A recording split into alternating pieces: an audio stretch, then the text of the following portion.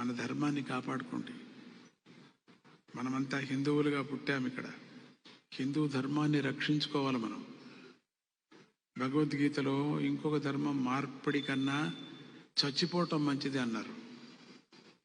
సావటం చాలా మంచిదని. ఇంకొక ధర్మానికి వెళ్ళకూడదు మనం. పూర్వమంతా మందే ఉండింది ధర్మం. తర్వాత వేరే ధర్మం వాళ్ళు జరపడ్డారు బిజినెస్ కోసం. బిజినెస్ చేసుకున్నారు, బాగా మార్పిడి చేసి వెళ్ళిపోయారు. ఆలయాల్లో కొట్టిపారేశారు. పెండ్లి చేసుకున్నారు, సంక్రమణం అయిపోయింది. ఏది? జాతి సంక్రమణం, కుల సంక్రమణం అయిపోయింది.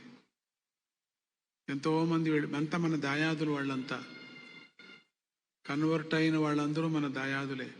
ఎత్తుక్కొని వెళితే మన మామగారు తాతగారు యొక్క బంధువులు వాళ్ళు, అమ్మమ్మ గారి బంధువులు వాళ్ళు. మన వాళ్ళే మనకు దయాదులైపోయారు. అదైన తర్వాత క్రిస్టియన్స్ వచ్చారు, అంతా మార్పిడి చేసి పారేశారు. అంతా మార్పిడి అయిపోయింది. ఎందుకంటే సోంబేరులు అయ్యే వాళ్ళంతా దానికి చేరుకున్నారు. ఎందుకు? పూజ లేదు, పునస్కారం లేదు, బొట్టు లేదు, గిట్టు లేదు, ఏమీ లేదు.